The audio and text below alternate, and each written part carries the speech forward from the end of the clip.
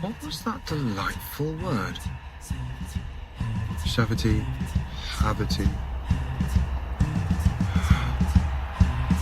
Mavity.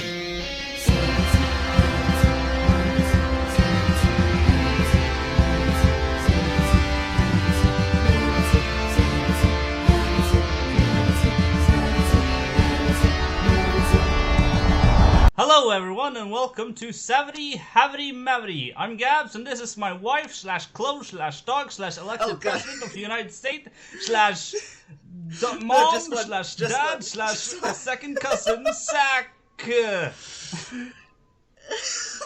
I'm your wife and your second cousin? Yes! How have you been the past week? Well, last week has been very hectic, especially planning for this podcast. Oh my god, so many things. I've posted the trailer, which is essentially just the theme music that you've heard at the beginning of this episode, dear viewers. Yes, dear viewers, sexy looking people. Hell yeah. So, yeah, it's been very hectic because on top of that, I'm also moving out in a month. And so I just got my mattress delivered. I bought a mattress like a big girl. Yes. Listen, there were so much things that came in the way of this podcast, but I'd be damned if I didn't record this with you, okay? I will be there every week, no matter what happens. I'm not gonna be able to escape you. Okay. No, you're... Do I have any interesting life updates? On last Monday was my last day at, well, I would say work, but I was really trying out at this bathing place thing at the cafe. What? Serving. Was it an intentional last day or a fired last day?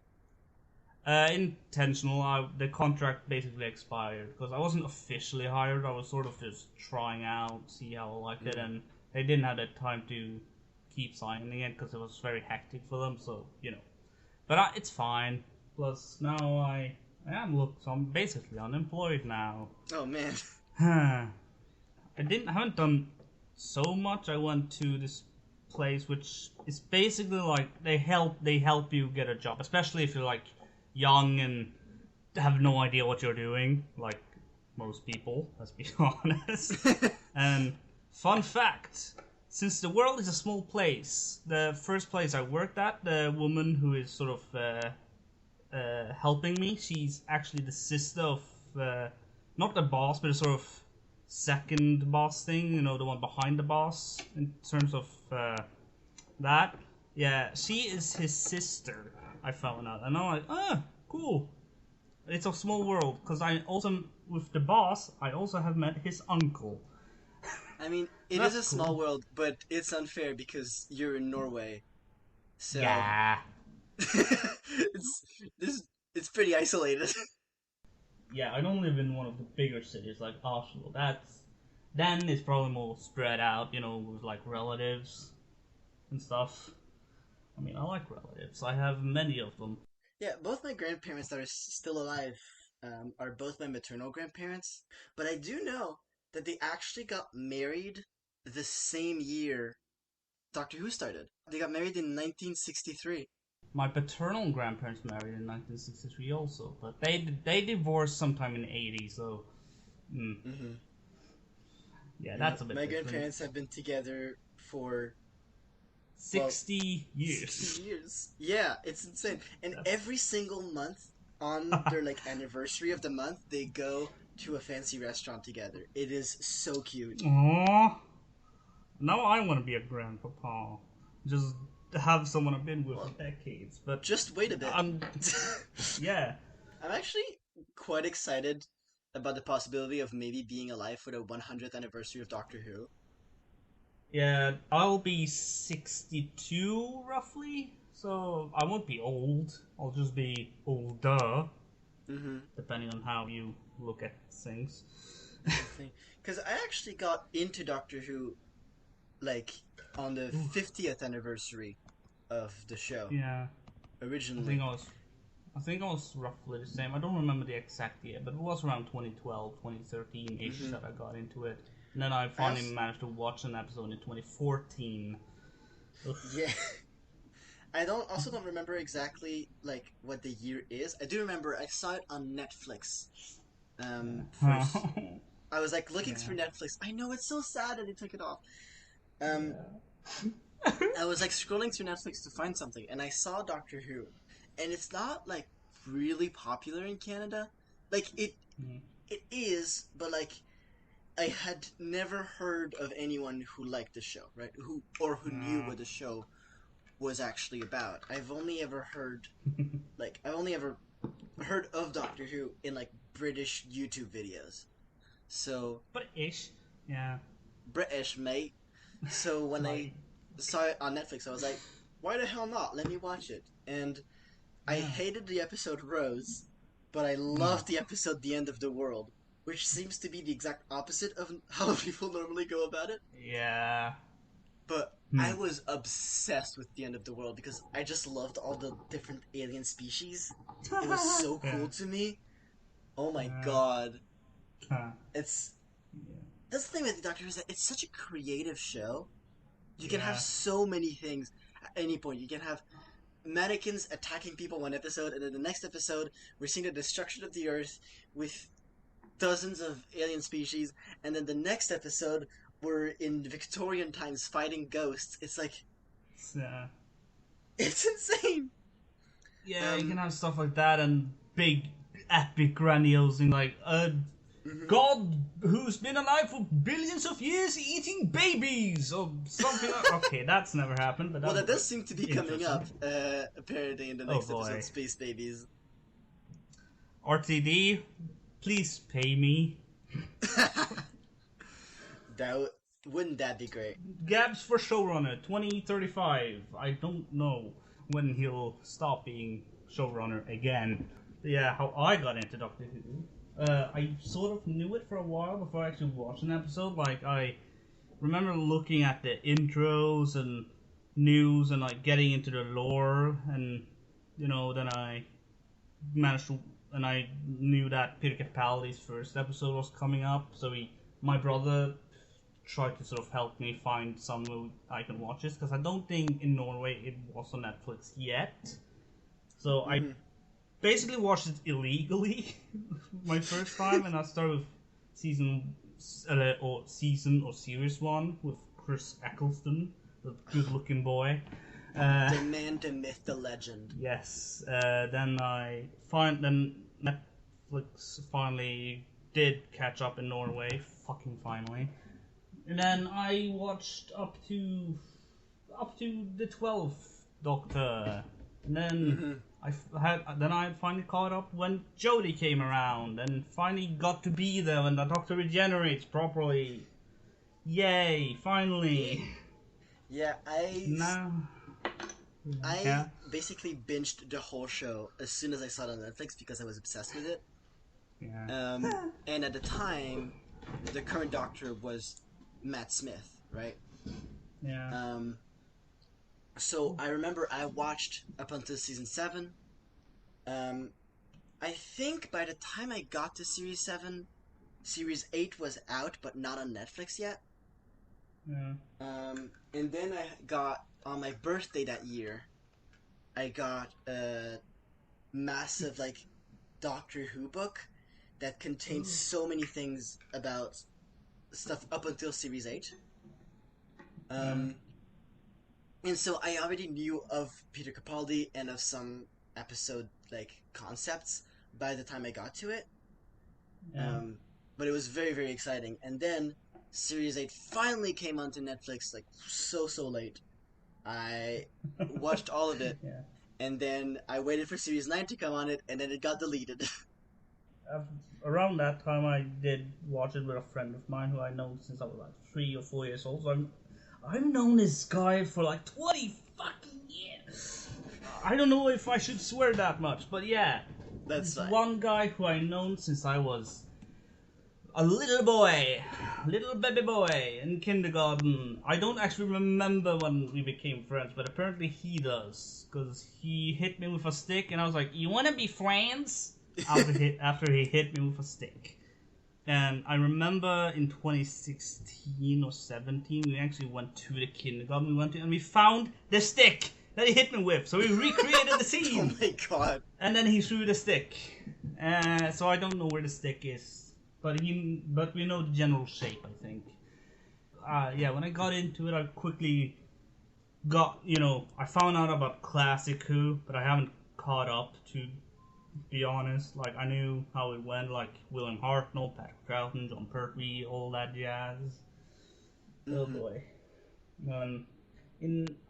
This must have been in 2016 as well, but I remember that me and my sister was trying to watch some Classic Who, so we started from An Unearthly Child, and it was a scene with the First Doctor just doing his thing. Then my granddad came in and asked what we were watching, and I explained to him that it was called Doctor Who, and that this thing we were watching came out in 1963, and that's when he said that, "Oh, that's the year me and your grandmother got married, in 1963, and I was like, "Oh, cool.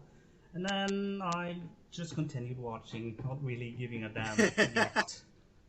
Yeah, then about a year later, my granddad passed away in his sleep, so that's basically how we wanted to go, but this is Doctor Who, not about Gabs' grandparents, the movie. I think I remember the first time I watched the TV movie with Paul McGann. I loved him. I may have a bit of a man crush on him, but who doesn't? Who doesn't have a man crush on that Paul McGann, the good-looking boy who's fucking 60, which makes me feel a bit. Why do I crush on this guy? He's too old. Listen, he doesn't look it. He's 10 years older than my dad. I wouldn't count Ian McKellen, but he looks amazing for his age, I think. Or was it Jon Stewart that I thought of? Because I remember one of those actors, like, I saw an image of them at like 80 at the beach, and they looked very good for 80. Oh my god. And then you have like other people who are that age and don't look as...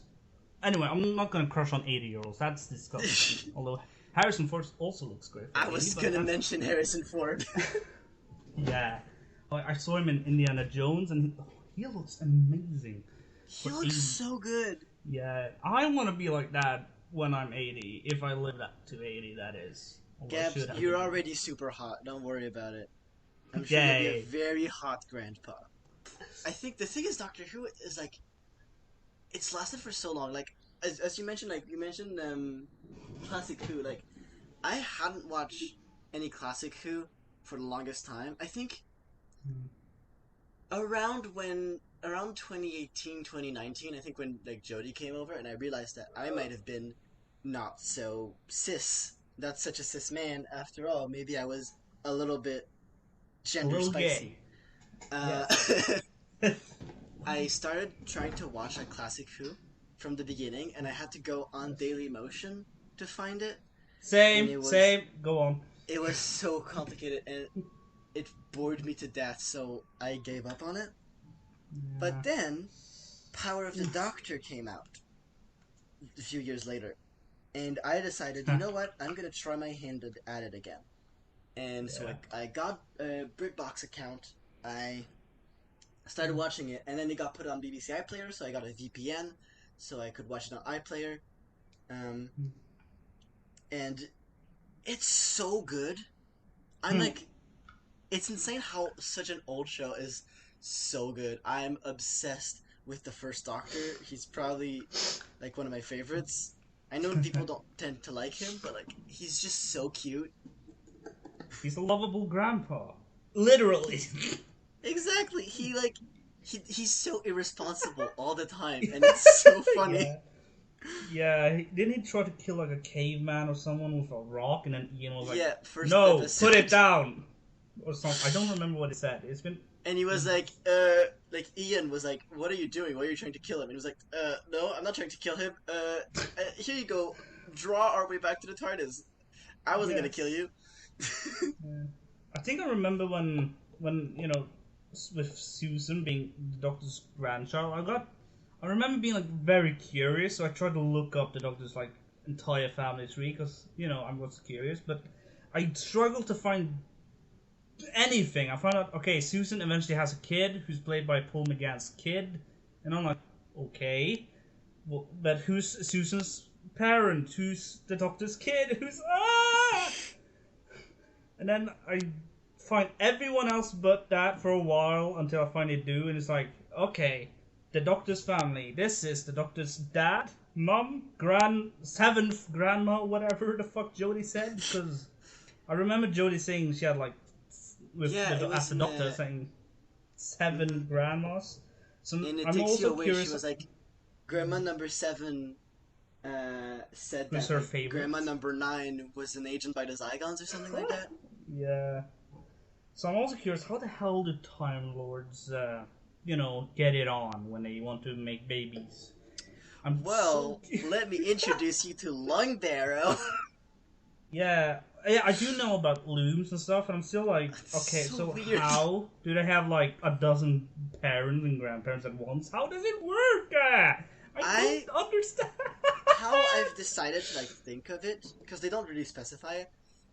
Yeah. Since Time Lords live for such a long period of time, I think if they had normal reproduction, they would be overpopulated like that, So I think their form of reproduction probably involves like a lot of people. That way, if you have a lot of parents that create one child, it can mitigate the effect of overpopulation, and it explains how someone can have like 9 grandmothers if they have like 3 moms and 3 dads. Each of them have 3 moms and 3 dads. It like makes sense, So Like, that's how I decided to think about it. Yeah, almost like they're editing them. It's like they'll have this person's cheekbones, this person's eyes, this person's hearts, whatever, just little bits and pieces from different people, and then I think overall, the writers just kind of tried to avoid thinking about it, about how like the Doctor got reproduced. Especially since like for most of Classic Who, he was like kind of meant to be asexual, except for the second Doctor, who definitely had a thing for Jamie. Definitely. Wink, wink. Wink, wink, indeed. So I think it's really interesting how like they've introduced romance into it. I mean, a lot of people argue that's what like kind of kills the series. A lot of people think that romance makes Doctor Who not as good, and I would. I personally, I am a bit neutral on the whole thing with like Doctor. I'm like, I don't want him to be actively like always banging people. No, I'm like, okay, if they have a good story, they can maybe do something. That's the thing. Doctor or any other Time Lord they decide to bring on. That's basically my thoughts. Is that romance in itself is not made for me. Like, whenever I see romance, I'm not interested in it, except for like maybe River and the Doctor. That's a pretty good one. But like overall, I'm not into the romance too much. But I also understand that I'm not the only viewer of this show, and Doctor Who is made to be a show for pretty much every single person. And because of that, I think romance has a very important part in this. For a lot of people, it's probably like a major component of the show is the romance. And so because of that, I'm not saying that it's like a bad thing, because it's not. It's great. It allows a lot of story opportunities. It introduced a lot of people to the show. It's a very important way of how a lot of people enjoy the show is through the romance. It's just I personally find it can muddle a lot of the character interactions, because I also like how characters interact, and I think when they all end up being romances, it's a bit annoying, which is why I'm happy that like Dawn or something. With Donna, with Amy, with Clara with the 12th Doctor, not so much with the 11th. They really like stepped away from that and tried different dynamics, that's what I want. I'm okay with Yeah. romance as long as they explore other dynamics as well, you know? Yeah, I mean, there's a lot of other dynamics other than romance in Doctor Who. I mean, Russell does use family quite a lot, which, you know, that, I mean, Jackie Tyler is a fucking icon! She's so good! Oh my So, god. yeah, And she's like you in know, like half of the Big Finish stories.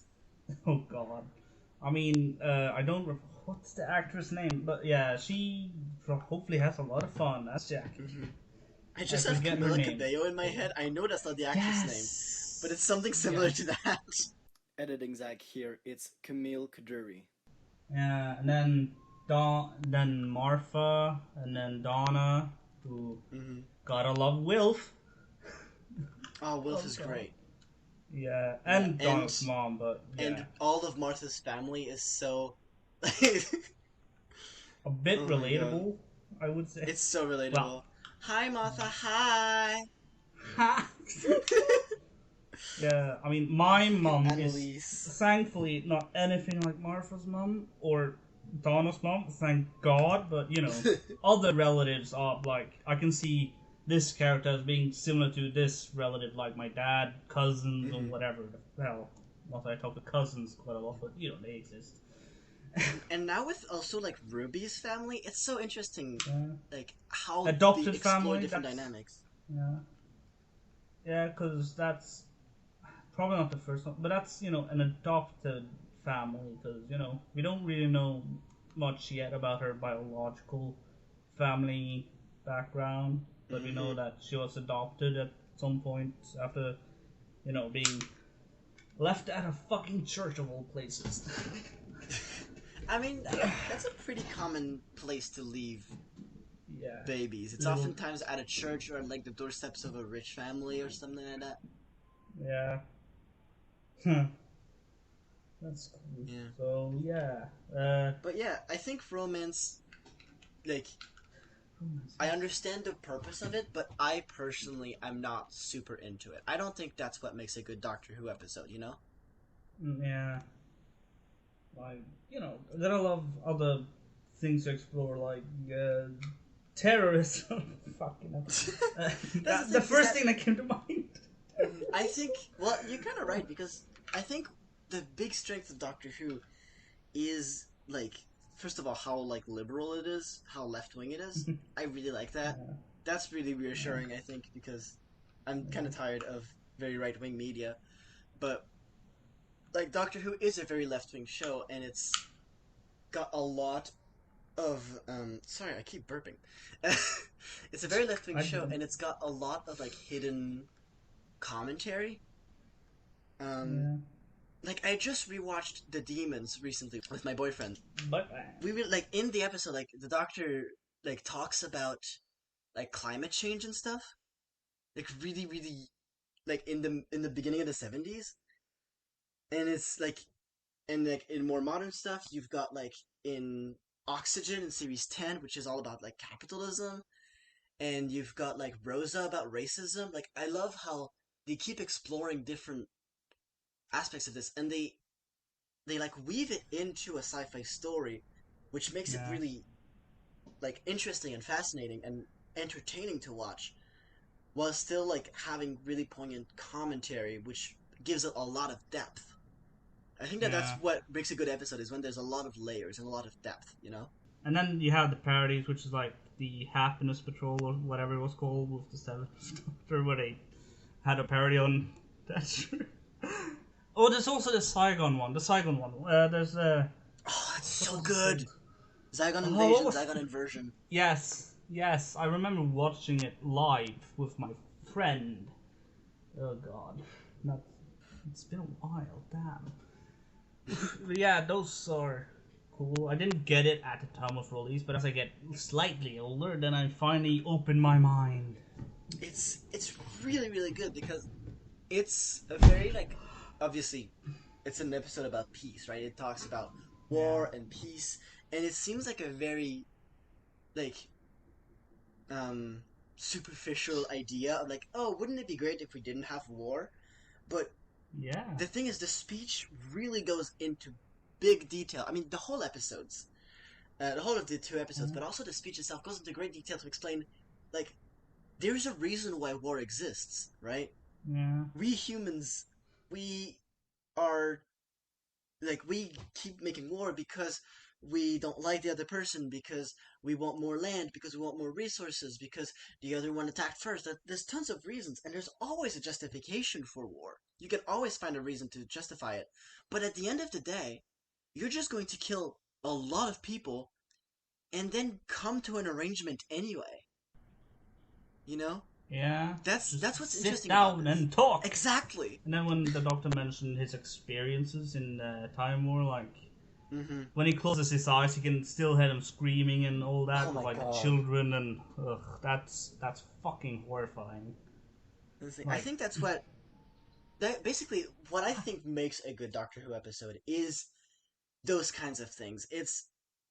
I'm a big fan of like Moffat's era, for example, because I love when stories are complicated and interwoven, and especially when you have a show with time travel, you can do a lot of really interesting things with an episode, and I think that that's what really makes it like interesting, and what makes it entertaining to me is when it's such a complicated storyline and there's a lot of time travel. Like yeah, this, all of series 6 is like one of my favorite series because it starts with the Doctor dying and then we go back 200 years into his past. Like yeah, it's a wild idea and I love it. yeah. I Uh, think that like that's what I was saying. Like I'm not into the romance things. I'm really more into the plot of Doctor Who. That's what I love about it. yeah. And I have a weird relationship where, like, even if the episodes are not as good or straight up trash, I still like Doctor Who, even if it has like a, if it's gonna be like a period like this period has all the great episodes and this sort of in between and this fucking sucks and then great again. I'm still gonna like Doctor Who even if it's stinky. That's not okay. You That's know, the thing is I don't know if it's just because we're mega fans or if it's just because even we when it's have no super life. camp, it's really interesting. But Yeah, like Doctor Who always manages to grab my attention, even when it's a terrible episode, like the Idiot's yeah, Lantern, for example. yeah. And with the audios, I haven't listened to a lot of them because I haven't really paid, but I listened to those that was free on Spotify. One of them being Mm-hmm. the Eighth Doctor one with Charlie, the haunted house thing. What was it called? The Chimes of Oh, Midnight, I think. Yeah, yeah, I love it. Like it's so spooky good. sort of, and a murder mystery. And then you have I things like. like Horror of Glam Rock, which is like Yeah, it's just a terrible base under siege story that is yeah. consistently undercut by the weird guitar sting that they have every time. Yeah. It's so And bad. it also has Bernard Cribbins in it. It Before he played does. Wilf. It came out in 2001, maybe. I don't know. I don't Something because I like know that, yeah. those. Yeah, they came out around that time, early Hmm. 2000s. Oof. That's the thing. Like I'm catching up on the Lucy Miller Eighth Doctor storylines, and oh my, it's really good. I'm sorry, like what was the one? Eternally Yours or something like that. The Yeah. one with like the immortals that keep like Ooh. moving their minds into younger bodies. Do you remember Yeah. that? Oh my I god, don't think so, but yeah. Not too. it's I don't sorry, it's kind of a know. spoiler what I said. Whoops, but Yeah, it's like I don't mind. it's I think one of the darkest stories that Doctor Who has done. Like Yeah.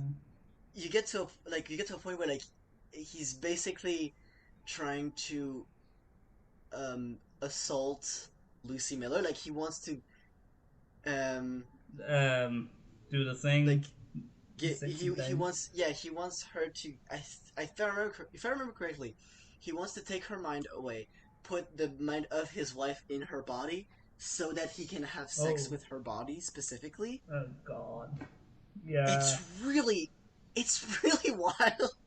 And this, the audios and books get into some very interesting territory that I would never do in this show, because the show is more, kids friendly and stuff. Kids watch this That's stuff. the thing. I mean, that's why they So- made Torchwood. It's kind of like what happens if Doctor Who is dark, and I do think that Doctor Yeah. Who lends And a itself lot of to sex. darkness. Yeah. Yeah, I do think that A Doctor lot Who of- lends itself to darkness, but Uh, I agree that overall the show should be aimed more family friendly, because yeah. if you try to make it darker, you lose a lot of story potential that from just losing that audience, that audience of kids. Yeah. Yeah, gotta love them. Okay, that's horrible phrasing, but yes, yeah. I mean, and plus the episode, one episode, where Clara's boyfriend dies and gets turned into Cyberman and all that. Yes, They got and we criticism. learned that. We learned that Because dead of people are the- still awake after they die. That's so fucked Yeah, and you up. feel the pain from being cremated, and that's really, really horrible. Because a lot of people watching probably had some relative or something die, like sibling, grandparents, parents die, and they probably get cremated. Like my brother, for example. Well, he wasn't dead at the time, but he was cremated, so that's horrifying. Not that I'm over it. I've accepted that he's dead. I mean, that was so well. Yeah. Like death, but the thought of that is, I love it, but it's, oh god. Well, that's the I thing, love is that it's more than even just cremation. Like, when you bury someone, the embalming Yeah. process would be extremely painful if the person was still awake. And then after that, like, rotting and being eaten alive by, like, bugs maggots in and underground. insects. Like, that's frightening. Yeah, and sometimes, depending on where you live, it can be a slow process. Like, because it does take a while to become like a skeleton or, fully deteriorate. It takes years, maybe even decades, depending on where you were buried. Like, there's still people over in Svalbard, as it's called, where people who died from the Spanish flu 100 years ago are still buried, and they haven't fully decomposed yet. So, if you include those in this Doctor Who scenario, that would be horrifying. Just buried on ice for like a whole century, and a century is a long time. It is. But the thing that's Fun interesting fact about is it is also, it's like obvious that they tried to mitigate it, because we learned at the end, obviously, spoiler alert, that the reason why people were still awake was because Missy was like taking their minds and putting them in the computer. And so after she's done, we know for a fact that no longer is the case. And that's good in a way, but I do agree that it was definitely not enough. Yeah. Yeah. Then the Brigadier came back as a Cyberman. Woo. That's true. Oh, Nicholas Courtney, you gorgeous, gorgeous Yeah. man. You will be missed. Yeah. He passed away in 2011 or 2012. I don't. I think it was 2011 because it was Okay. series 6 part 2 that they made a tribute to. Yeah. So it must have been 2011. Yeah. Huh. That's yeah. the thing. It must be horrifying being someone like the Doctor who can just live on for centuries and stay young, and different things like that. Like you make, and especially if you travel in time, you don't even have to be immortal. Like you can you can become friends with someone when they're like 15, and then you see them again and they're like 85. I do And think dying. that traveling through time mitigates at least a little bit of the horror of like immortality, because I think that the really horrifying part of immortality is the waiting, right? It's Yeah. even after everything is gone, you're still alive and you're still there. But if you can If travel you through have a time machine, you exactly, can just then go back and just find your friends at some the point. thing, those are still alive to you, and you can always go back. Yeah. So I like that aspect. There is the character played by Maisie Williams, who was immortal, Yes, but she doesn't. I showed her. But she doesn't. But she doesn't have time travel. But the Doctor does. So it's like this person can always go back and see his loved ones. This person cannot. The thing, And I and think it turned her into a cynical, murderous person. yeah, and didn't she like have children and things like that she outlived and oof. Yeah, she wrote it in her journals because she doesn't remember past like 80 or 100 years. So she Yeah, wrote in her journals to never again have children. yeah, And it's like the only bad page that she got because she removes like her bad memories. And the yeah, only bad memory that she decided to keep was the death of her children, so she would know yeah, never to have children again. yeah. If having children as an immortal would be interesting, especially if those Mm-hmm. kids don't become immortal themselves. Oh God. I mean, that's just Mm-hmm. what happens with people who live way too long. Like the woman who has the world record for being the oldest, she is a French woman who lived to 122. Oh my god. She outlived her. I think she had one kid, and she outlived her, and she outlived some of her grandchildren, and she ended up being taken care of by her great great great grandchildren, who were mostly God adults by damn. this point. God Which oh, damn. which great great great grandchildren. Oh my god, that's imagine your grandchild having their own grandchild and or great. Mm-hmm. God, that sounds. It's. I mean, it's plausible, but it sounds horrifying. Sounds But exhausting. yeah. Plus, it does happen with people. It's probably still happening with people right now. With people who Mm-hmm. are way above 100. But God. that's the thing is that Doctor Who as a show also has really interesting like philosophies about this. Like Yeah. it's a show that's about change and about moving on. Even if the Doctor can time Yeah. travel, he still loses Yeah. people. And I think Yeah. that's really interesting and it's a very helpful thing. At least for me, it's really helped me to like kind of grow up with that. Is Yeah. this idea of like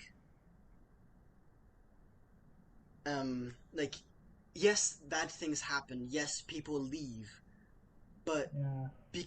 Or because die. time is not Yeah. linear, the important Yeah. part is that you had that time with them, you know? Yeah. Plus, And even with time travel, there's only so much time that you can still spend with them because eventually, if you have someone you love and you have a time machine and they die, you could go back, but you can only do it so many times before it's full in the whole mm-hmm. timeline. Which I mean, it probably takes a while, but gotta consider, and you also have to consider that does this person like if let's say I died and you want to go back in time to hang out with me, would I in like a specific date want to hang out with you because I did it the last day, that yesterday and the day before that, and like give me a break. You know. Mm-hmm. Sorry, that's okay. That's an interesting concept.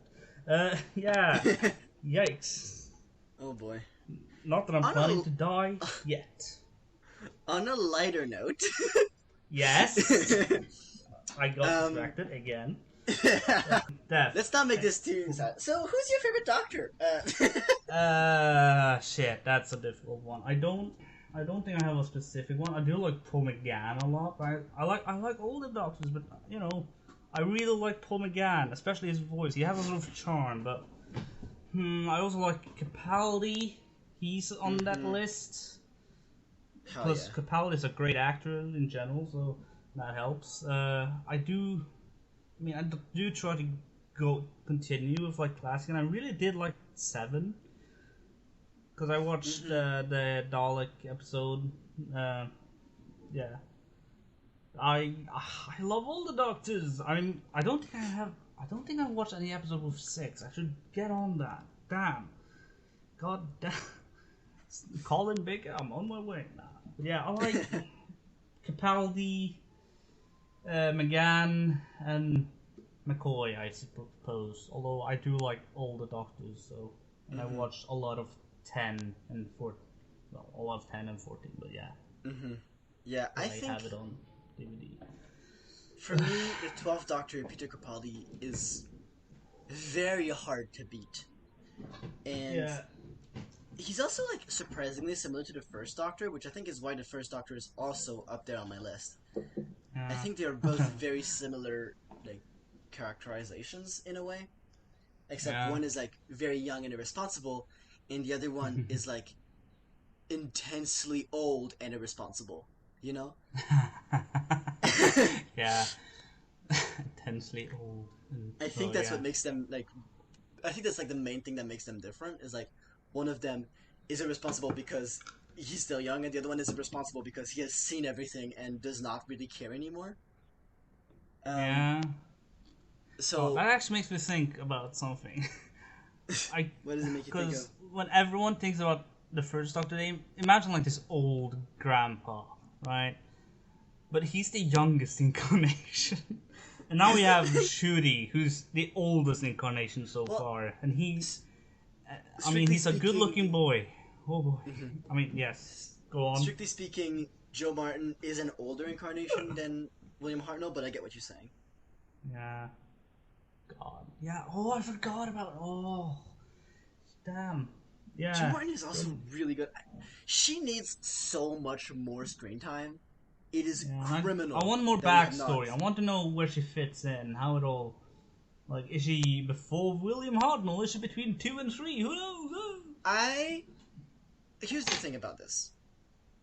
I think there is a massive plot hole in the fact that her TARDIS looks like a police box, but we're gonna deal Yeah. with that at some point. Some writer is gonna deal with that. But I think Yeah. that what's really interesting about her and what I think makes her such a badass is the fact that we don't know anything about her.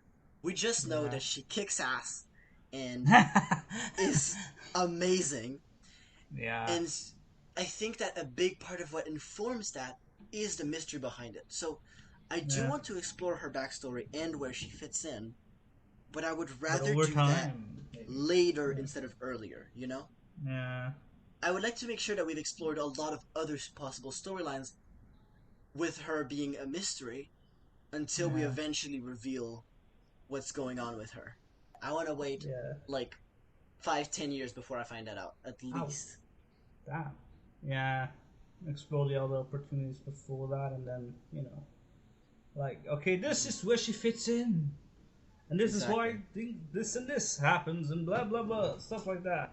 I And do find think someone who the knows. place that makes the most sense is before Hartnell, because Yeah. that might be controversial, but I'm not the Yeah. biggest fan of the Series 6B theory.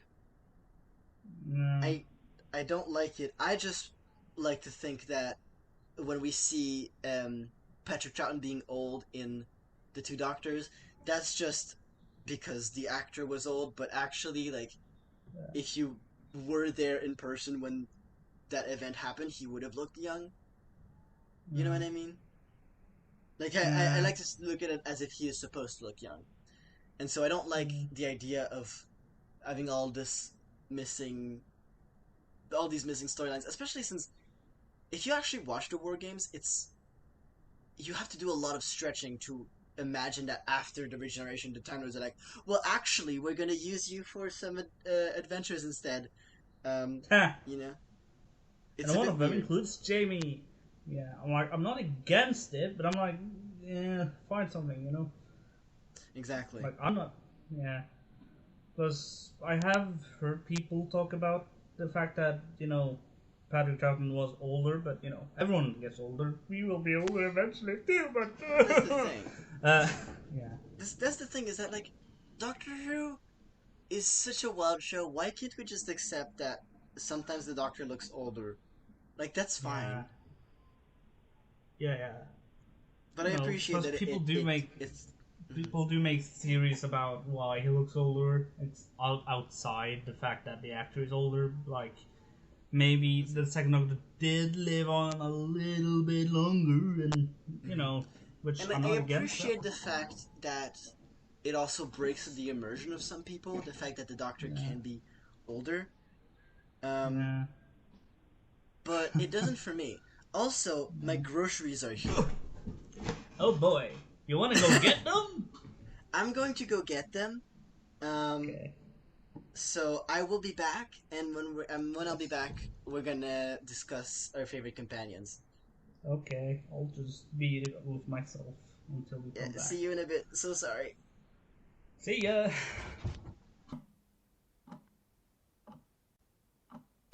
human-dog hybrid alien thing, as I mentioned earlier into introductions. This was all because... Oh, damn Hold on, it. young God lord. damn it. Hello. I am back. Yay. Favorite companions. Oh, boy, that's a difficult one. I'm assuming it also includes like favorite TARDIS teams. I think that's an easier one to go with. Yeah. TARDIS teams. Oh, God. Like, for me, hands down the best TARDIS team is Season 6. That's Second Doctor, Jamie, and Zoe. It is immaculate. Yeah. That is the perfect TARDIS team, in my opinion. Yeah. I haven't seen all of it, but they look amazing.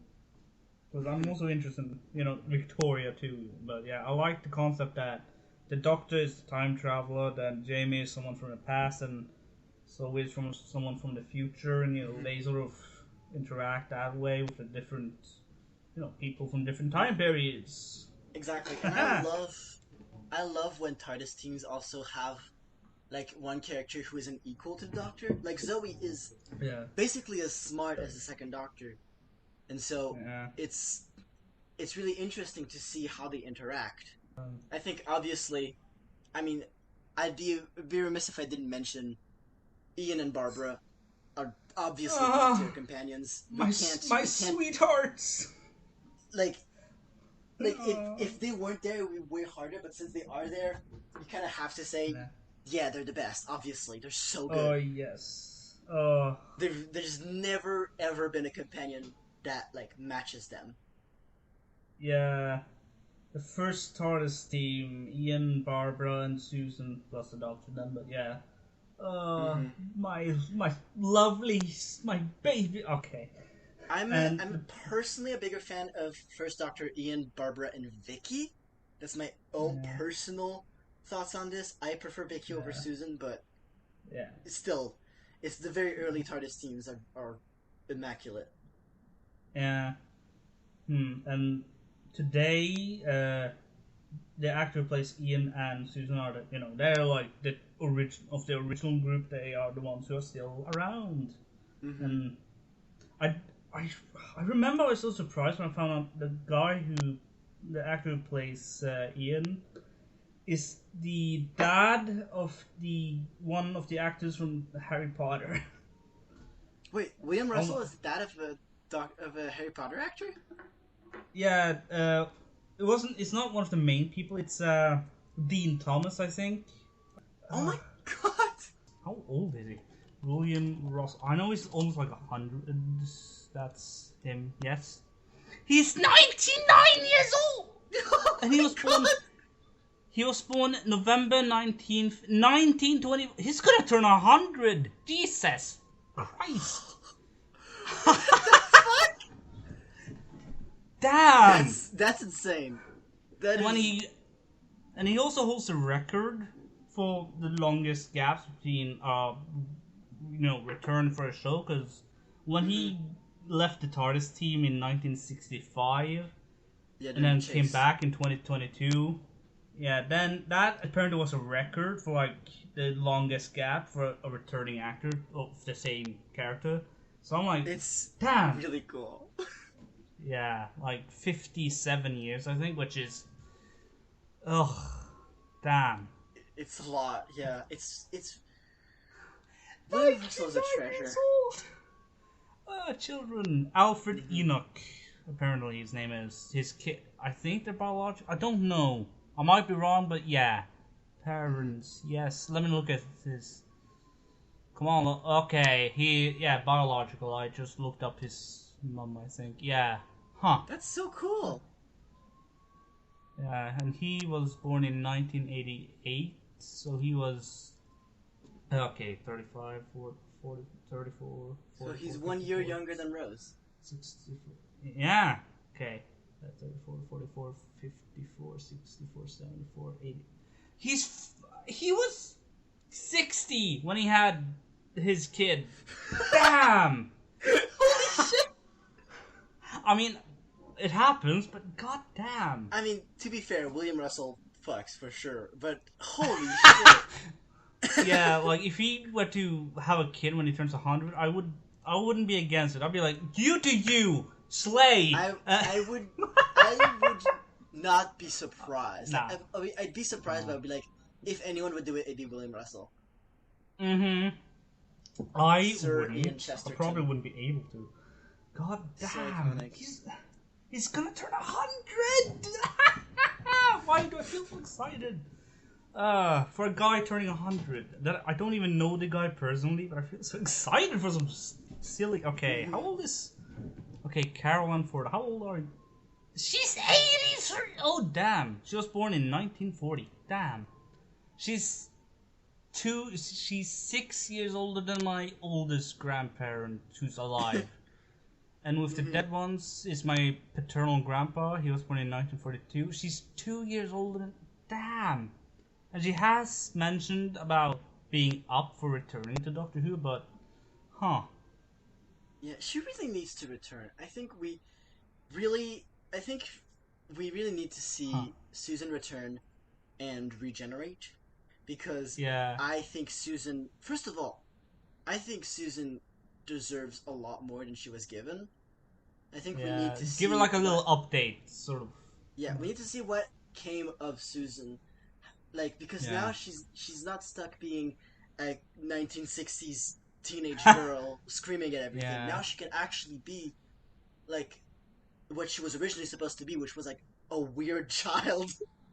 Now she can actually, like, be super alien and be like an actual character. Like a sort of strange grandma, because, you know, she's older now. Exactly. Oh my god, yes, that'd be perfect. And that would be interesting. Like, imagine if she did come back during Shooty's run. Like, we have Shooty who's in his 30s, and then the Caroline Ford playing his granddaughter, but the person playing the granddaughter is so much older than the... Oh, God. That'd be very funny. The Doctor has an interesting family tree, because we have heard very little bit in extended media about, you know, the Doctor's parents, for example. Not a lot, but I almost said the librarian, goddamn, but the librarian. I mean, the Doctor! Fuck! The Doctor! I think in one audio, they basically mentioned that the Doctor decided to change the Master and the Doctor's destiny, so that what happened to the Master was actually meant to happen to the Doctor, and what happened to the Doctor was meant to happen to the Master, meaning the Master was supposed to be like the good guy instead of... So that's an interesting thing in the audio that I just realized. That's really weird. Yeah, I don't remember. I think the Doctor basically killed some guy when he was a kid or something. I don't remember. Then again, the Doctor killing someone, it's not their first time. That's happening. I mean, the Doctor is... It would have been the first time because it was when he was young, but I know what you mean. He will do it a lot more. Yeah, the Doctor isn't purely innocent. Sometimes the Doctor is kind of scary. I would not be on his bad side. Absolutely. But yeah. I want to know what happened to Susan! To go back to the point, classic companions, I think... Second Doctor, Jamie and Zoe. First Doctor, Barbara, Ian, Vicky are like my two favorite teams. And I didn't know that in the autos they had like the Sixth Doctor bump into Jamie when he's a little bit older, and did Jamie have like kids and stuff? Yes. I don't know, but I know that from Jamie fucks. Jamie does end up having like 16 grandchildren or something like that. Oh damn! 16 Jesus Christ! I'm also Jamie. a big fan, I think, of the Unit family. I know it's a bit contentious whether it's a TARDIS team or not, but I would argue it is, because for a long time, like, when Joe left, that was like a massive gut punch, because it's a breaking up of this family that we've seen for like three seasons at this point. So I would argue that Joe Grant, Brigadier, Third Doctor, Surgeon Benton, and Captain Yates together are a TARDIS team, and they're also one of my favorites. Do I joke that like they totally gave her a shot, or just nah? Oh, absolutely. Well, actually, yes. I think Brigadier and Captain Yates are more gay for each other. To be completely honest, the Doctor's already taken by the Master. I'm sorry. in that era, the Whoopsie. chemistry between John Pertwee and Roger Delgado is it's it's hot. It's hot. Yeah. It's hot. God damn. I'm getting distracted by the wiki now. Damn. The wiki is. But yeah, that's like classic Who. But we should also talk about probably our favorite New Who companions because Yeah. we don't want to I think my alienate the favorite viewers new too Who. much. Yeah, I think my favorite new Who companion is Donna. I Definitely. just love Donna. Yeah. If you count Wilf, then it's Wilf. If you don't count Wilf, then it's Donna. Yeah, Wolf does technically count as a sort of mini companion because they have one adventure in the TARDIS in 2010. That's the thing. Less. Yeah. And I remember when Brent Cribbins passed. Oh, I was so. I really wish he had gotten to film more stuff for the giggle. Yeah. It's a real shame that he only got that one scene in World Beyonder.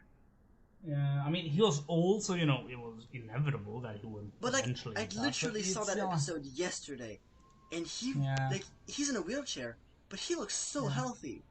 If we don't count Donna, if we try to think of like other companions, I mean, obviously, okay, it is more classic Who than New Who, but Sarah Jane is definitely up there. She's like the companion, obviously. I do like Ruby's as so far, even though we don't know too much yet. But yeah, that's the thing. I don't think we've seen enough to make a proper judgment, but I do like her a lot.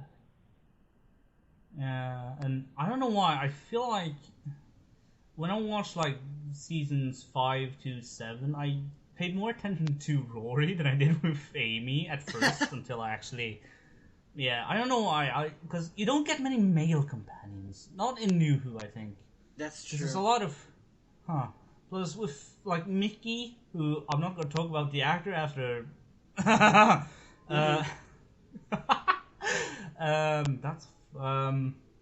It's like. It seems like the Doctor didn't really like. I'm trying to think how I can phrase it. It seems like he doesn't like men.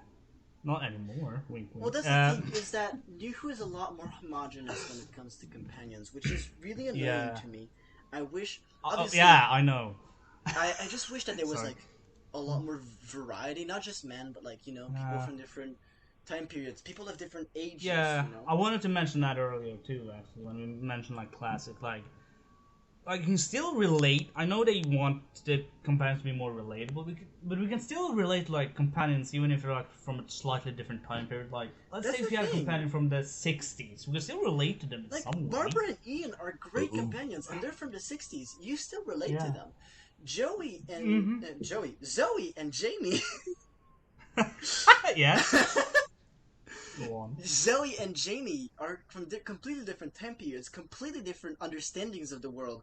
I mean, Zoe is like a supercomputer, and Jamie calls every single machine a beastie, and they're still super relatable. Oh yeah. God. Let me look up. She's from the late 21st century. What? Okay. Zoe? Yeah, I looked up. Zoe was a young scientist from the late 21st century who accompanied the Doctor and Jamie McCrimmon in. Okay. Well, if she's from. I thought she was from, like, much further than that, but damn. This is like in 70 years. Yeah, I thought she was like 700 years from now or something like that. There's no way that Wheel in Space happens in 70 years. I'm sorry. Yeah, Elon Musk, please hurry up. Just oh boy. I also like... Yeah, like... Sorry, it's very unrelated, but I love that canonically, the planet Mondas was, like, in the sky. There was an extra planet in the sky in 1986. And then 1987, the year after that, we get Father's Day. In Father's Day, the people are like, oh, they're, like, making fun of young Mickey for being scared of aliens. But, like, what about last year when there was a fucking planet in the sky and Metal Man came onto the world? What happened then, you know? Yeah, and I mean, planets in the sky. It had the happen. It's not the first time it happened. I mean, Gallifrey was once in the sky when David That's true. Tennant was about to generate. Since and, like, Star of the Doctor, we know that in 1920 something planet was and there's Yeah. another planet in the sky. Um, Yeah. Journey's End, 27 planets in the sky. Yeah. Like, that would be something that a lot of... I feel like a lot of people would be like, Jesus Christ, what's happening? Planets in the sky! Like, if I was there, I would probably be freaking out, but also be kind of like, ooh, planets. I wonder what's this planet? A water planet? Whoa! I would have a mental breakdown if there were planets in the sky. I would. Yeah. Like, you'd probably think that you would be all like, ooh, but also kind of like, ah! We're gonna die! I would just be freaked out. Yeah. This would be like childhood memories for us if we lived in this universe. Damn. That's the thing. Actually, no, because since Series 5, that was actually erased by the cracks of time. Yeah, damn. I forgot about that. Ah! Which is, damn it. I mean, it's smart. I like the idea of like, okay, we're getting a bit too far into like people should definitely know about aliens by now. So let's backtrack a bit. That was smart. Yeah. Another companion that I really love is Bill. I just want to quickly mention her before we move on. Yeah, Bill Potts is like one of the best companions, I think, because she's the only one who's actually asking questions. Yeah. That's I'm obsessed with her. She's amazing. Plus, did you know Pearl Mackie, the actress, like got married like a few days ago? I did not know that. Congrats on her. Pearl Mackie, if you're watching that. She's not watching, but yeah, congrats on her. Congrats on getting married. But yeah, Bill Potts is one of my favorite companions. The Series 10 like TARDIS team, I think, is really, really good. With I forgot. I love that team because I watched it as they came out. The episode, because the thing is, I feel like I relate to pretty much all the companions and even the Doctor to an extent sometimes, which feels kind of weird to say considering some of the things he's done. But yeah, anyway, God, companions. Do we have anything more to say about companions? I think we're pretty much wrapped up around on companions. I also remember when Millie Gibson was announced. She was born in 2004. She's the first actor to play a companion who's younger than both of us. I was like before that, you get like people born like in the late 80s, 90s, you know, that sort of time, but never like someone born in the 2000s. And she's the first to be born she's the first one who's the same, younger, the same time as us, roughly. Like, which is really weird to think about. I'm almost 3 years older than her. Like, I'm still just a tiny little baby. Yeah, I was. What do you mean she's younger than me? Yeah. That's child labor.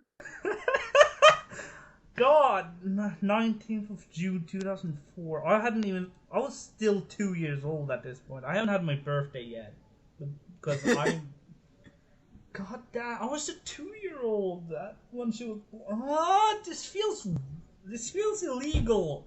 Well, it isn't illegal, but it feels Oh my god. God damn. Plus, she looks very fucking attractive. I'm not like that attractive, but I'm like, she looks good. So does Shooty. Why do people have to look good? It's annoying. I mean, yeah, to be fair, the new TARDIS team is really like it's a bisexual dream. I think. I'm questioning my sexuality just looking at them. Like, am I straight? Am I bi? Am I pan? Am I... Damn. I mean, Shooty. Shooty is an attractive man, and he's... He really is. He's 9 years older than me, I think. I've been watching Sex Education recently. Because my boyfriend made me. And it's very weird to have seen the Doctor get a blowjob. Oh, yes. You know what I mean? And demonstrate how to suck someone off by using a banana. Yeah, with a banana. And, you know, other things Shooty has done, like, seen him half naked with, like, nails, hair, hips, whatever, that's on. Mm-hmm. God, I mean, I love Shooty so far. He's a vibe. I would love to be his best friend.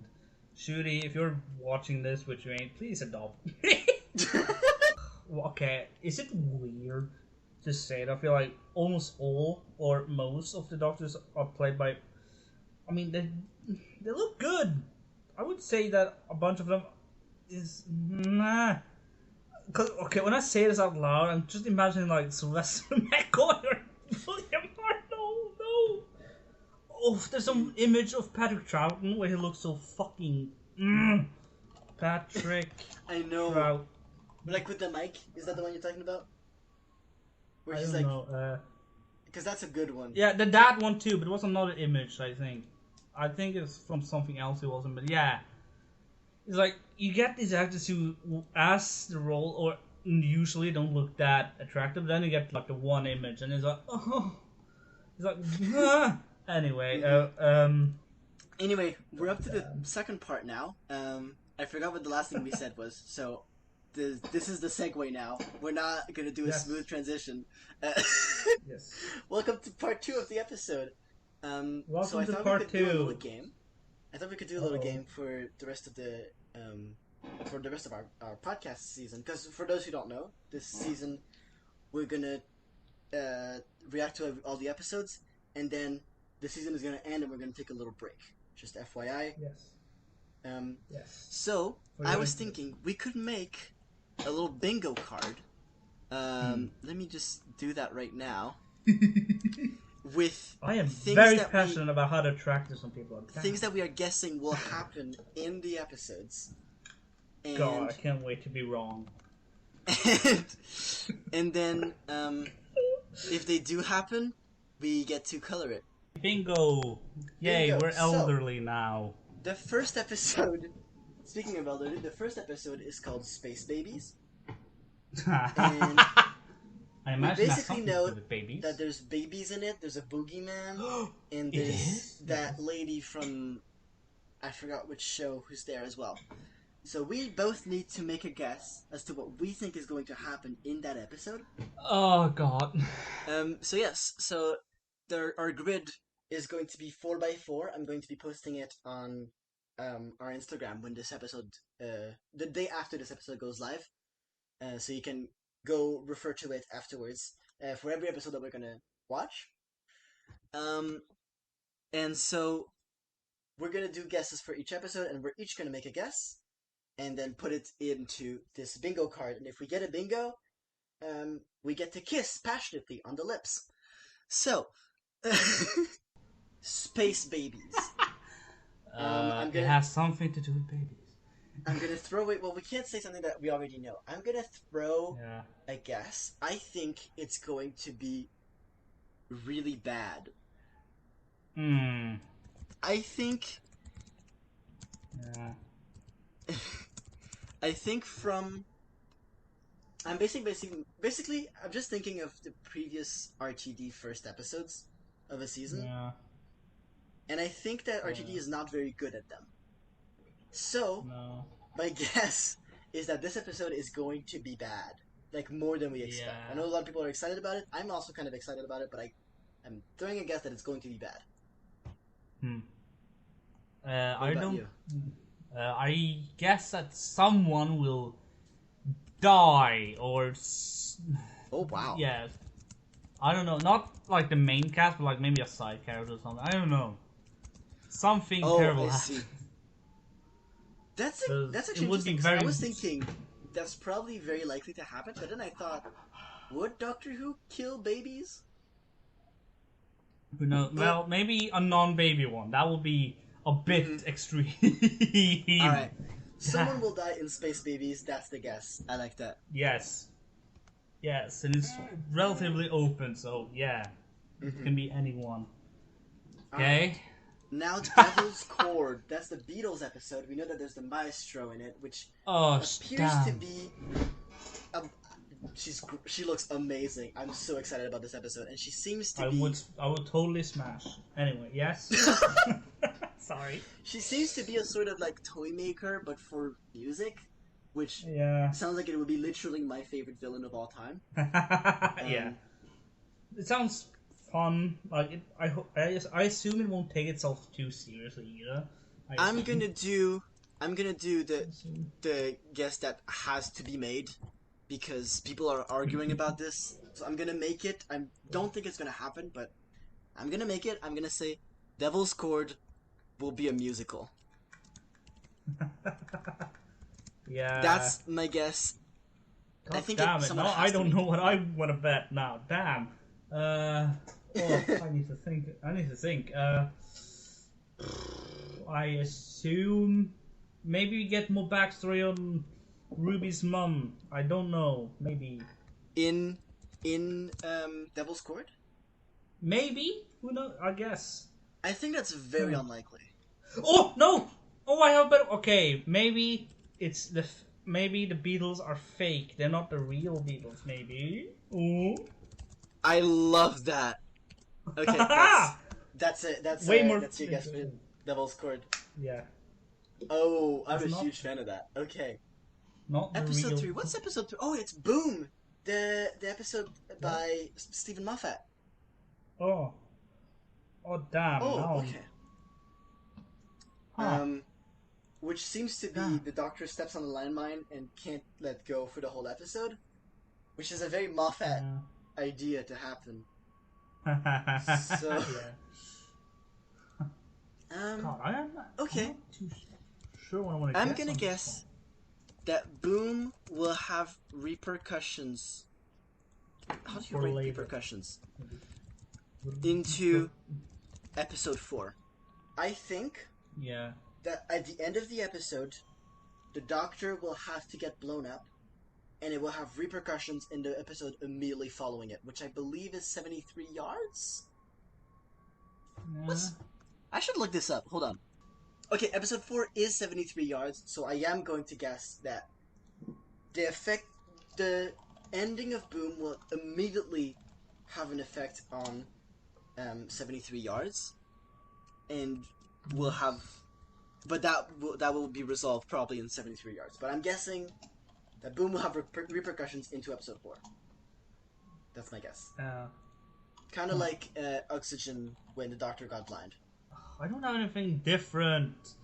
Damn. No, I kind of want to bet the same thing, but I don't know if I can do that. Okay, I'm gonna guess that they resolved the mine issue some way, like without too much. I don't know. So you guess the opposite, basically. Yeah, I'll guess the opposite, and I don't care if I'm wrong because I have no idea. That's very funny, actually. We're so basically there's no way for us to be wrong. We're at least going to have one right. All right, Yeah. that's fair enough. I do think that 73 it's one of the yards. episodes that we know the least about, so it makes sense. Yeah. Now, my guess for 73 yards is that there's going to be something very important that's going to be revealed. And I believe that thing, I'm going to be more specific, I believe that the identity of Mrs. Flood will be revealed in 73 yards. I know Russell have talking about more mythical elements, and looking it up, I see the sign, which gives me like what vibes. Oh, so you think that witches are going to be involved? Maybe, because the sign, when I look up, there's the image of the sign. It gives me the sort of witchy vibes, like a sort of Salem thing going. I don't know. I guess witches some way. I don't know. Magic. I like that. I like that. Yeah. Alright. Damn. Episode 5 is Dot and Bubble. It's the like Black Mirror-like episode. And I think that's the one that's supposed to have something big at the end that is going to change like everything. That's going to blow our minds. Damn. I think, I'm not sure. I want to say something so out there that's definitely not gonna happen, just for fun of it. But I'm not sure if Just go with it. What do you think it is? Susan returns. Nah. Hell yes. I doubt Susan- it will. I doubt it will happen, but yeah. Susan Just throwing returns in something Dot out and there. Bubble. I love that. I'm a big fan of that. That would be. Maybe she helps a bunch of kids or something. Who knows? Okay, it's a very weird, logical jump that I did, but I was thinking it's very likely that what's her name? Ruby's mom. Carla Sunday. Carla Sunday. Okay, yes. I Huh. think my logic was basically I think Carla Sunday is going to be hypnotized by the weird slug creature things, Yeah. and then Oh. my logical Maybe jump was Grand- maybe Cherry Sunday will be killed by Carla Sunday. Not Jerry! I But love also, I think, Jerry! Yes. like, after thinking about it, I think it's extremely unlikely. Yeah. So the grandma is so fun. She's so fun. I love her. She's great. Why do I always like the grandparents more than their parents? Because What the hell? grandparents are sweet. Old people are sweet. Yeah. Well, a lot of them are. Not everyone, but yeah. Yeah. I'm just going to say Carla Sunday will be Kills Cherry. Will be hypnotized and do something awful. Not necessarily kill Cherry, because I don't think that's going to happen. I can't think of anything else, but I think she's going to do something awful. Alright. Next up is Rogue, which is the one with Jonathan Groff and the Duchess and the people turning into birds in Regency, England. Yeah. Huh. The actor, the one who played George III. Jonathan Groff? Yes, him. Gotta love. He's a good. Huh. I'm guessing he's like a time agent. It sure looks like it, unless it's already been revealed. But It hasn't. No. Okay, That's a good guess. Because he has like a futuristic gun. He does, yeah. So I'm guessing he might be like a time agent or you know, some. He's obviously not from Regency, England. Well, he could be, and he's just been like given good technology. I'm gonna throw away a guess that is very wild. I think that Rogue does not happen in Regency, England. Now, what do I mean by that? I think that's going to be a plot twist. I think it will turn out that this is like a fake world created by some kind of creature, maybe. Now I was thinking it too, because I looked up, you know, the image with like David Tennant's head floating. It looks like there's almost like two versions of Shooty. So I think it does not happen in Regency, England. That's going to be my guess. And now we go into the Legend of Ruby Sunday. And I have a very specific guess about this episode. Is it about Ruby's mom? No, my guess is not about Ruby's mom. My guess is about a scene from the trailer, which is we see like London devastated, and 15 and Ruby are both there crying, but they're in their 60s outfit from Devil's Court. I think that somehow in Legend of Ruby Sunday there's going to be some time fuckery, and so this is going to be like a flashback, but a sort of parallel universe flashback. Like somehow something in the past has been changed that affects the events of Devil's Court and leads to that devastated wasteland. I'm guessing we'll find something out about Ruby's mom. Maybe she's someone important, or get like hints like there's still more to come, you know? Like maybe Ruby's I like that. mom is someone important. It doesn't have to be like fully revealed, but you know, slightly like more like, okay, Ruby's mom is someone important and this and that. She's horrible. Nah. Okay, maybe. I don't know. I like that. I'm gonna put that as your guess because I think that's a very good guess. Yeah. Next up is the Empire of Death. That's a cool name. It's a really cool name. I have a guess. In promotional material, it seems like season 2 is going to have a 3-person TARDIS team, including Ruby Sunday and a new companion. But I think that's a lie. I think that's to throw us off, and I think that actually Ruby Sunday will leave the TARDIS in Empire of Death. That's my guess. I did already say something, but I'm just gonna keep it vague. Like, get a returning character, because I feel like Russell has been sort of cooking something up. Like, remember when he commented on a video about Susan, for example? Mm-hmm. Well, you already guessed that she would return in Dot and Bubble, but yeah, you know, this if time that it's doesn't more happen- vague. That's true. If that doesn't happen, you keep your options open. That's smart. Yeah. So yeah, that's our bingo card. I'm gonna read it out now. So, Space Babies is going to be bad. Yes. Devil's Court is a musical. Boom will have repercussions into 73 yards. The identity of Mrs. Flood will be revealed in 73 yards. Smash. One. Susan returns in Dot and Bubble. Woohoo! Jonathan Groff plays a time agent. Someone will die in Space Babies. Aww. The Beatles are fake. Witchcraft will be involved in 73 yards. Yay! Boom will not have repercussions into 73 yards. Yeah. The Wasteland in the trailer is an alternate universe of Devil's Court and will be seen in Legend of Ruby Sunday. Ruby Sunday will leave the TARDIS in Empire of Death. Oh. The identity of Ruby's mom will be partially revealed in Legend of Ruby Sunday. Yay. A character returns in Empire of Death. Rogue does not happen in Regency England. And Carla Sunday will be hypnotized in Dot and Bubble and do something awful. And do something awful. Sorry, I bit my tongue as I said that. How do we feel about this bingo card? I like it so far. Yes? Yeah. Fantastic. So this is locked now. This is our bingo card for the rest of the podcast. At the end of the podcast, in the final episode, we're going to look back at it and see what came true, what didn't. Yeah. And if we have a bingo, which means if we can kiss passionately on the lips. Alright.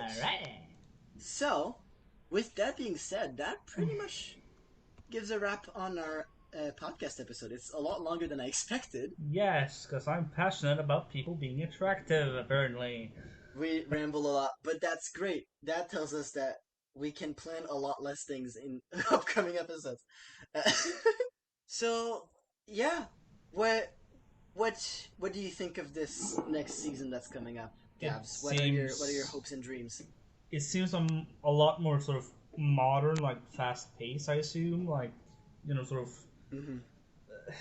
you know, adjusting to modern times as Doctor Who always has done. I burped. Yeah. I think we're still gonna have a lot of the Doctor Who has gone woke Nazis. Oh, yeah. Everywhere. Just before I was told you something else, I saw one of those videos. I'm like, "Do you have nothing better to do?" And I was ranting, and then I caught myself. What am I doing? No one is listening to me. It's not worth it because oftentimes those people are also stuck. It's like bigger than Doctor Who. It's not just that they think Doctor Who is woke; is that they think. Oftentimes they believe in a lot of anti-Semite, like conspiracy theories. They think that Jews are controlling the world and that Disney is being paid off to turn everybody gay. Like, there's a lot of layers to this. Yeah, and some of them are just rage bait. It's not actually worth arguing with them because they're so far gone that it's there's nothing you can do to convince them. Yeah, the next season. Yeah, I think it's gonna be fun. I think they might be. They might show off, you know, because now they have a bigger budget with the Disney money. Wink, wink. I would love some money. I love That's money. true. There's like the dinosaur sequence that we don't know what happens yet. Yeah, that's exciting. That I think is gonna happen in the first episode. It seems like they might very early on in Space Babies. It seems like they might explore the butterfly effect and stuff like that. Well, I don't think so. I think it's probably going to be a gag. I hope it's going to be a gag because that's it's. I don't like Ruby being turned into a lizard. Oh, I'll say it's like a lizard Silurian thing. I don't like it because it's not how Doctor Who has worked, and also, like, how do you even fix that? Yeah. You know, I really hope that it's just gonna be a throwaway gag, and then it's gonna cut to like, okay, we fixed this. Now let's be more careful. Yeah. Let's travel somewhere else. You Step know. on another butterfly. Nah, just kidding. God. But yeah, I hope that there's no like lasting repercussions from that Yeah. scene. But we'll see. Maybe it's gonna be great. Maybe I don't know what I'm talking about. Yeah, maybe we're both stupid. Who knows? Mm-hmm. Okay, I mean both. Anyway, Doctor Who is starting again very, very soon, which is extremely exciting. And scary. At the time of release, I think there's like 2 days or 3 days left until the next episode. Damn. Or the next 2 episodes, because there's a double release, which is Yes. very exciting. Ooh. So, with that said, I'm very excited to talk with you again next week. Yes. And to delve into Space Babies and Devil's Cord. That's going to be very exciting. Yes. So, yeah, I hope that you've had a great time listening to us, dear viewers. Yes, dear viewers. You can stay until the end card for a little message from us. Oh. If you please. Yes. It's not that. It's basically just saying if you want to send us a message, you can. Dear viewers, you will be distracted by my charm and watch to the end for the message. And you will subscribe and like and share with your friends and family. Ooh. Anyway, I've been Zach. And I have been Gabs the Annihilator. And we will see you again very soon. Goodbye. Goodbye. Bye. What was that delightful word? Savity Havity Mavity.